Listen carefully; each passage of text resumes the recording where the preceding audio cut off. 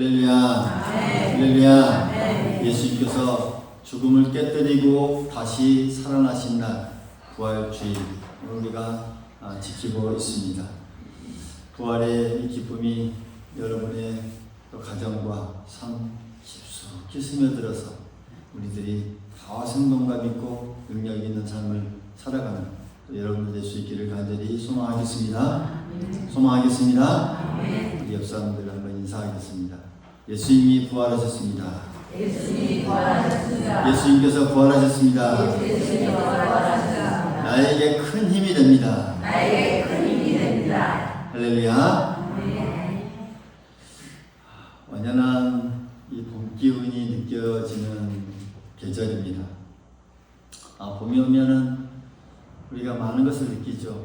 또 겨울 내내 정말 어떻게 보면 사라지고 죽은 것처럼 보였던 이 들판에 보면 새싹이 쭉 올라옵니다. 또 앙상하던 가지에 꽃이 피고 메말라 보이던 이 땅에 어느덧 이 생명이 솟아나는 것을 우리가 볼 수가 있습니다. 우리는 그러한 모습을 보면서 우리는 알죠. 겉으로 보기에는 다 끝난 것 같고 아무 움직임이 없던 그 자리에 분명히 다시 시작하게 하신 그 하나님의 손길이 있다는 사실. 할렐루야. 이런 이 모든 이 생명의 솟아남, 또 봄의 계절에 또 다시 피어나는 이 이 생명의 이 기운들, 여러분 이보다 더 크고 결정적인 사건이 있습니다. 이게 예수님의 부활의 사건입니다. 우리가 맞이하는 이 봄은 계절의 이 반복으로 날마다 우리가 맞이하지만 예수님의 부활은 역사의 방향을 바꾸는 일대의 사건입니다. 죽음이 마지막이다라고 생각했던 이 세계, 이 세상의 한복판이 하나님께서는 아니다, 다시 시작이다라고 선포하신 사건이 바로 부활입니다. 예수님의 부활입니다. 그래서 우리가 부활절을 맞이할 때마다 우리가 물어야 할 질문이 있습니다. 우리 스스로에게도 또 우리의 삶 가운데서도 우리가 물어야 할 질문이 있습니다. 바로 예수님의 부활이 과연 이 지금 오늘 나와 무슨 상관이 있는가? 단지 2000년 전에 있었던 놀라운 사건일까? 아니면 오늘 우리에게도 영향을 주는 사건일까? 하는 것을 우리가 드물지 않을 수 없습니다. 여러분, 부활은 하나의 어떤 우리가 허상이나 또 하나의 우리가 교리로 믿는 것들이 아니라 우리의 신앙 전체를 떠받치는 우리 신앙의 기둥과도 같습니다. 부활이 없으면 복음도 다 무너집니다. 부활이 없으면 믿음도 다 무너집니다.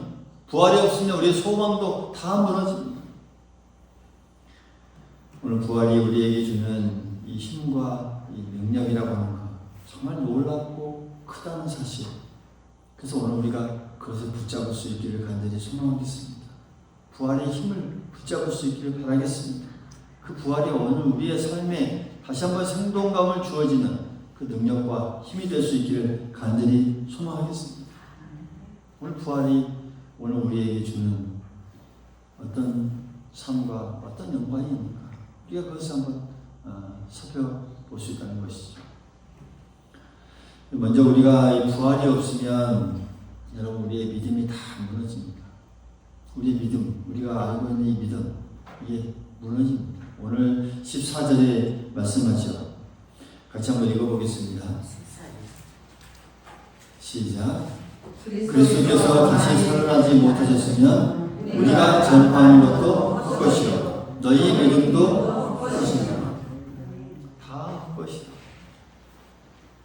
그러니까 헛것이다라는 말은 이 겉모양은 있어도 실체가 없다는 것이죠. 그냥 비껍데기와 같다라는 그런 의미입니다. 만약 예수님의 이야기가 그 십자가를 끝으로, 십자가에 달려서 죽은 것을 끝으로 끝나버렸다면 여러분 어떻게 됐을까요? 한번 생각해 볼 수 있는 부분이죠. 어땠을까요? 그냥 억울하게 어떤 한 위대한 스승이 죽었다라는 그 정도만 아마 남았을 수 있습니다. 그리고 예수님께서 하신 이 땅의 말씀들 모든 이 사건들은 뭐 하나의 사람들에게 감동을 줄 수는 있어도 모든 인간의 죄와 죽음에서 구원할 그 능력은 다 없게 됩니다. 그러니까 죽음에서 이겼다라고 하는 것. 어떤 이 비극적인 이야기는 남아있을지 모르지만 거기에는 승리가 있을 수 없습니다. 그래서 17절에 분명히 말씀하고 있죠. 그리스도께서 다시 살아나신 일이 없으면 너희의 믿음도 헛되고 너희가 여전히 죄 가운데 있을 것이요. 부활이 없으면 여전히 우리가 죄 가운데 있을 수밖에 없다는 거예요. 그러니까 예수님께서 이 우리 인간을 향한 이 구속의 모든 완성이 이 부활이었는데 이 부활이 없다면 우리가 죄 가운데 살아갈 수 있고 멸망의 길 가운데 갈 수밖에 없는 예수님을 통해서 인류를 구원하시려고 하는 모든 이 구속의 이 모든 이 과정이 그냥 중간에 딱 멈춰버리고 마는 그런 사건이 되고 말았다는 것이죠. 그래서 부활이 없으면 우리는 이렇게 묻게 됩니다. 내 죄가 정말 용서받은 것인가? 죽음 이후에는 정말 소망이 있는 것인가? 내가 붙들고 있는 이 복음이 진짜인가? 이 질문이 우리에게 있을 수밖에 없는 것이죠. 부활이 없다는, 예수님의 부활이 없었다는. 여러분, 우리가 세상에 어떤 고민이나 어떤 문제가 있을 때, 뭐 세상에 어떤 좋은 이야기들, 또 좋은 말들, 뭐 그것을 들으면 우리가 힘이 납니다. 뭐 TV 프로그램도 보면 상담해주고 이혼에 대한 어떤 상담해주는 프로그램도 우리가 힘이 납니다. 힘이 나기도 하고 또 우리가 어려울 때 또 음악을 들으면 마음이 달래지기도 하고 또 친구와 만나서 이야기하면 조금 나아집니다. 그러나 어느 정도는 위로를 받습니다. 세상의 문제에 대해서. 그러나 이 죄의 문제, 죽음의 문제, 영혼의 문제는 그런 것들로 해결되지 않습니다. 바로 부활만이 그 문제를 해결합니다. 예수님의 부활만. 예수님이 십자가에 달렸을 때에 같이 있었던 이 제자들은 여러분 다 무너졌습니다. 엠마오로 내려가던 두 제자의 얼굴에도 보면은 성경에 보면 빛이 없습니다. 화나지 않습니다. 밝지 않습니다. 문을 다 걸어 잠그고 숨어있던 그 제자들 두려움에 이 사람 옆에 있었습니다. 왜 그렇습니까?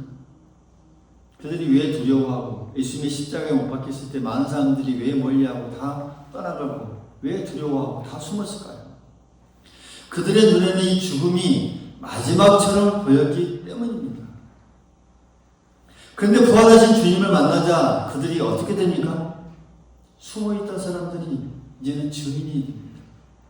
도망가던 사람들이 복음을 전하는 사람들이 됩니다. 울던 사람들이 찬송하는 사람이 되고 맙니다. 무엇이 바뀌었습니까? 상황이 바뀌었나요? 아닙니다. 부활하신 주님을 만난 것이 바뀐 겁니다. 그들에게. 할렐루야.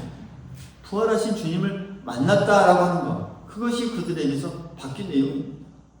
사랑하는 성도 여러분, 교회가 교회되는 이유가 무엇입니까? 예배가 예배되는 이유가 무엇입니까? 우리가 주일마다 매주일 모이는 이유가 무엇입니까? 예수님께서 살아계시기 때문입니다. 할렐루야. 할렐루야. 우리는 살아계신 주님을 예배하러 모인 사람들입니다. 그리고 또한 이 그리스도의 부활은 우리의 부활 보증이 되기도 합니다. 주님께서 부활하셨다라고 하는 것, 우리의 보증이 됩니다. 오늘 20절 말씀을 보면 그러나 이제 그리스도께서 죽은 자 가운데서 다시 살아나사 잠자는 자들의 첫 열매가 되셨도다 라고 우리에게 말씀합니다. 여기서 핵심은 첫 열매입니다. 한번 따라해봅니다. 첫 열매. 첫 열매. 첫 열매.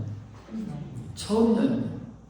그러니까 이 첫 열매라는 것은 어떤 수확하는 데 있어서 단지 첫 번째라는 어떤 뜻만이 아니라 첫 열매를 했다라고 하는 것은 이제 앞으로 이어질 모든 추수를 보증하는 시작의 의미를 갖고 있습니다. 그러니까 이어질 모든 이 수확의 그런 이 보증을 담당하는 그 시작자, 이거 첫 열매. 이스라엘 백성들에게 있어서 그렇습니다. 뭘 심고 가꾸고 할 때 이 첫 열매라고 하는 것은 그들에게 굉장히 중요했습니다.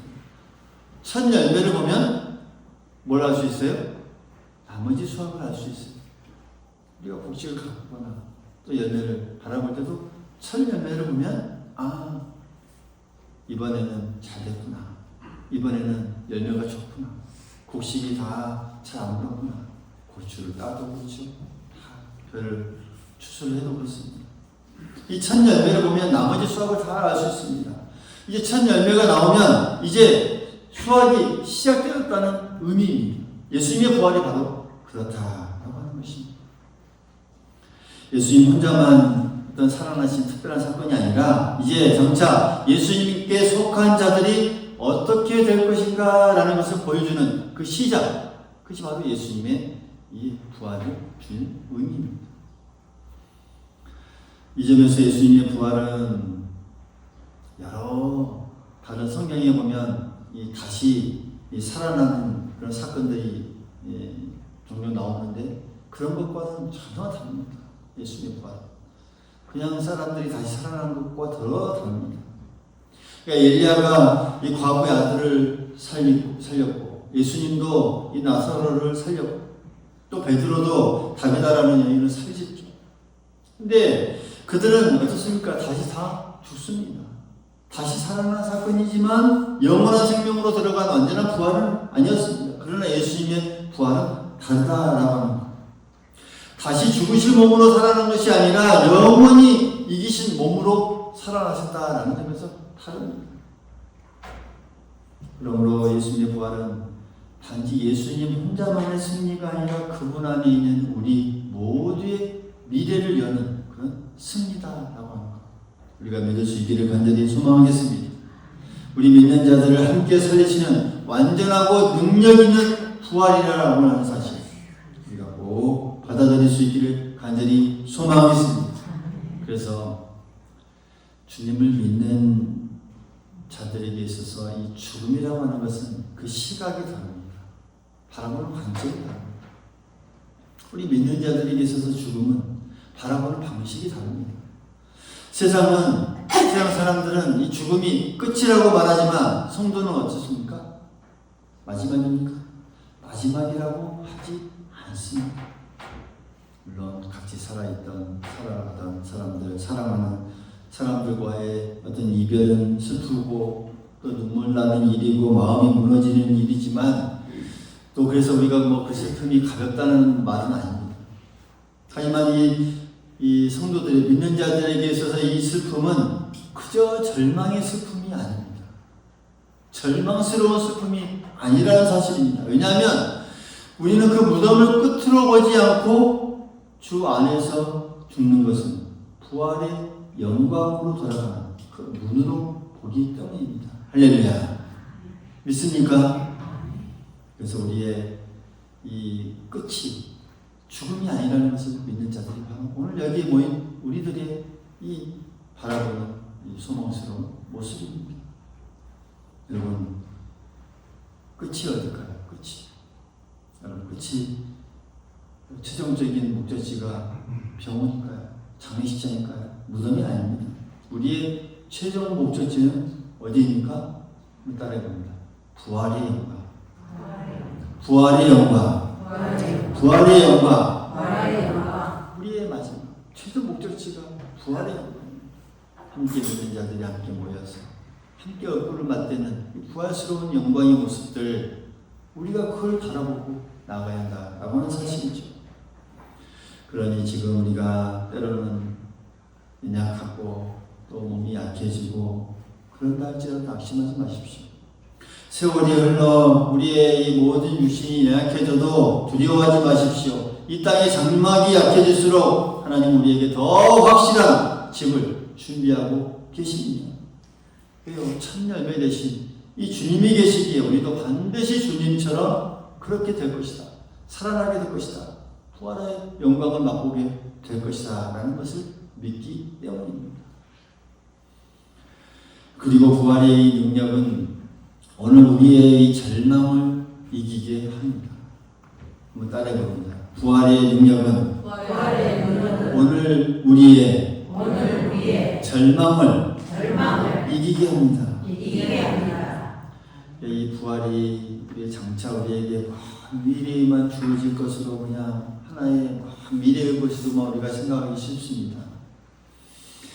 그래서 우리가 부활은 죽은 뒤에나 필요한 것이 아닌가요? 우리가 생각할 수 있지만 여러분 아닙니다.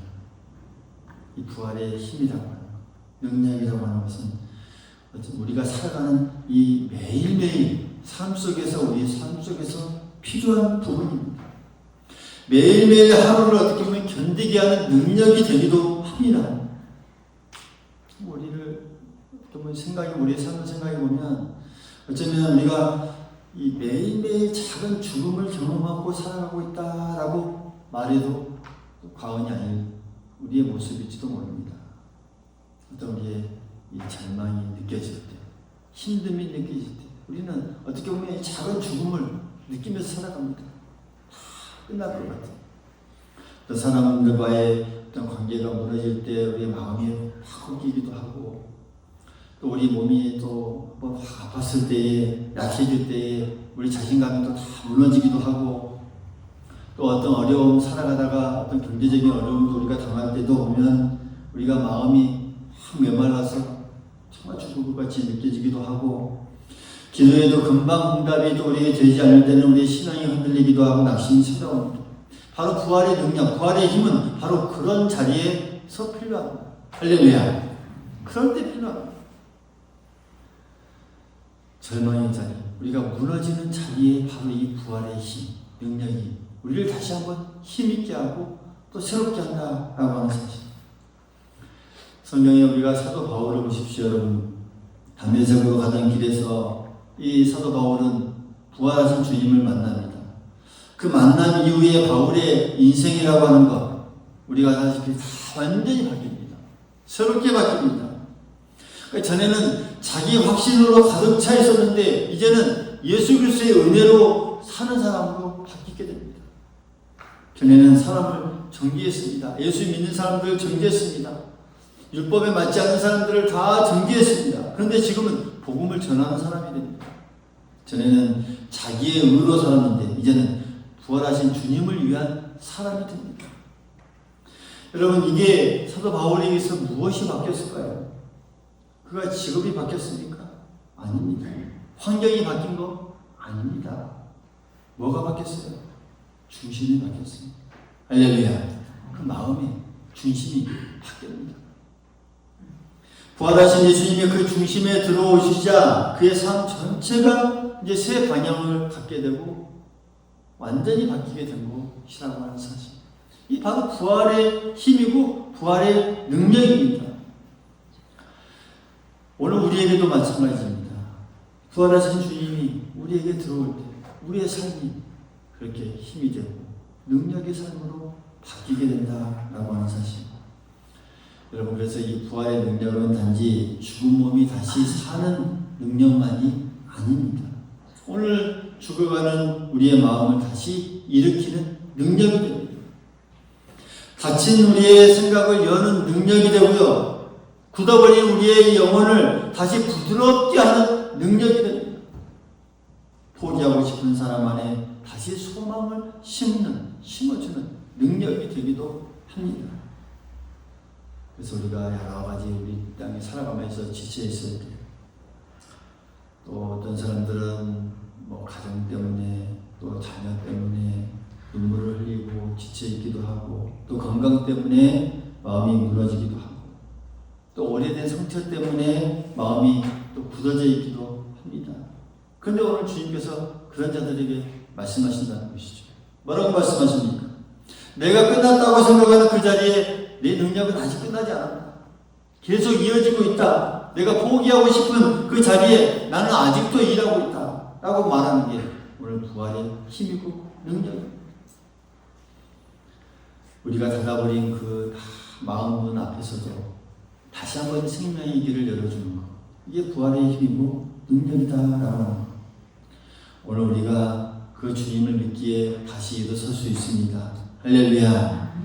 어떤 우리의 주어진 상황보다도 더 큰 부활의 능력을 경험한 주님이 우리에게 계시기 때문에 우리가 그 절망 속에서도 완전히 무너지지 않습니다. 눈앞에 우리의 현실이 아무리 어려운 현실이 있다 할지라도 우리가 그 부활의 확실한 약속을 믿기 때문에 우리가 절망하지 않습니다. 그렇기 때문에 이 부활이라고 하는 것은 우리에게 있어서 다시금 우리가 이 땅에 살아갈 때 우리를 살게 하는 그 능력, 힘이 된다라고 하는 사실 우리가 꼭 믿을 수 있기를 간절히 소망하겠습니다. 오늘 이 부활에 믿는 사람들은 그래서 다릅니다. 할렐루야. 오늘 우리의 삶은 그래서 다른 사람들과 다릅니다. 다를 수밖에 없습니다. 그래서 부활의 소식이 단지 좋은 소식만 아니라 우리의 삶의 방향을 바꾸는 그런 이 진리이기 때문에 우리는 다르게 살 수밖에 없습니다. 우리가 바라보는 것도 다르고 소망하는 것도 다르고 세상에 늘 불안한 모습들을 많이 봅니다. 앞으로 어떻게 될까? 또 전쟁이 나고 또 어떤 사람들은 세계 3차 대전이 일어날 수 있다라고 염려하기도 하고 세상은 혼란합니다. 또 우리의 건강이 또 아픈 분들은 또 우리 자녀들을 생각할 때마다 또 우리가 여러 가지 우리의 삶을 생각할 때마다 어떤 두려움이 어려움이 밀려올 수는 있지만 그러나 우리는 소망을 하고 그것을 모든 것을 이겨낼 수 있습니다. 바라볼 수 있습니다. 왜냐하면 부활하신 주님이 우리의 미래를 이미 꽉 붙들고 계시기 때문입니다. 믿습니까? 믿습니까? 다릅니다. 이 땅을 살아가는 사람이 삶의 방향이 달라야 하고 다릅니다. 더 인내로 우리가 살아갈 수 있죠. 오늘 우리가 더 참고 이 땅의 삶을 더 인내하면서 살아갈 수 있는 그 목표가 바로 되기도 합니다. 또한 우리의 이 삶은 부활의 이 신앙 가운데 사는 삶은 이제는 이 증언하는 삶으로 또 살아가게 됩니다. 그러다 보면 부활을 믿는 사람들이 결국 말하게 됩니다. 주님은 살아계십니다. 할렐루야. 주님은 살아계십니다. 이 한마디, 이 믿음으로 나아갈 때 우리 모든 것들이 살아나고 우리 모든 것들이 활력을 또 맡게 됩니다. 우리의 삶 속에서도 다시 한번 힘을 얻고 힘차게 살아가는 원동력이 된다라고 하는 사실 우리가 그 힘으로 살아갈 수 있기를 간절히 소망하겠습니다. 소망하겠습니다. 그 부활절 한 해에 한 번 우리가 어떤 기념하는 절기로서 끝나버리는 게 계속 우리 삶 속에서 이어집니다. 어떻게 보면 우리의 신앙과 우리 교회의 어떻게 보면 생명선이 되기도 합니다. 계속 이어집니다. 살아 숨쉬는 그 생명선입니다. 우리의 숨결이기도 합니다. 오늘 우리가 다시 붙들어야 할 복음의 중심이기도 합니다. 할렐루야. 예수님은 살아나셨습니다. 그러므로 우리의 믿음이 믿고 우리가 따르는 거예요. 여러분 헛되지 않습니다. 예수님이 살아나셨습니다. 우리의 죄사함 여러분 확실합니다. 그렇기 때문에 예수님께서 살아나셨습니다. 여기에 우리의 죽음도 이 땅의 죽음도 끝이 아닙니다. 예수님께서 살아나셨습니다. 우리가 오늘의 우리의 이 절망도 여러분 마지막이 아닙니다. 그렇기 때문에 오늘 우리가 스스로 말씀을 마무리하면서 우리 자신에게 잘 질문할 수 있기를 바라겠습니다. 나는 정말 부활을 믿고 있는지, 그저 교리로만 믿는지, 아니면 오늘의 날마다의 힘으로 능력으로 믿고 살아가고 있는지, 내 입으로는 주님이 살아나셨다라고 말하면서 내 삶은 정작 여전히 무덤 앞에 주저앉아 두려움을 가지고 살아가고 있지는 않은지, 제자들처럼 예수님 주변에 많은 사람들처럼 당신 오늘 주님께서 우리를 다시 일으키시기를 바랍니다. 다시 일으키시기를 바랍니다. 죽은 심령을 일으키시고 지친 마음을 일으키시고 또 낙심한 가정을 일으키시고 흔들리는 믿음을 다시 세워주시기를 간절히 소망합니다. 부활하신 주님이 살아계십니다. 부활하신 주님이 살아계십니다. 그러므로 우리도 삽니다. 부활하신 주님이 승리하셨습니다. 승리하셨습니다. 그러므로 우리도 소망이 있습니다. 부활하신 주님이 오늘도 일하고 계십니다. 우리가 날마다 일어설 수 있는 이유입니다. 오늘 이 부활의 능력을 우리 삶 속에 깊이 우리가 새기고, 그래서 우리의 삶 속에 역사하는 그 부활의 능력을 우리가 날마다 경험하면서 살아가는 저와 여러분이 될 수 있기를 간절히 소망하겠습니다. 그렇게 되기를 축원합니다. 축원합니다.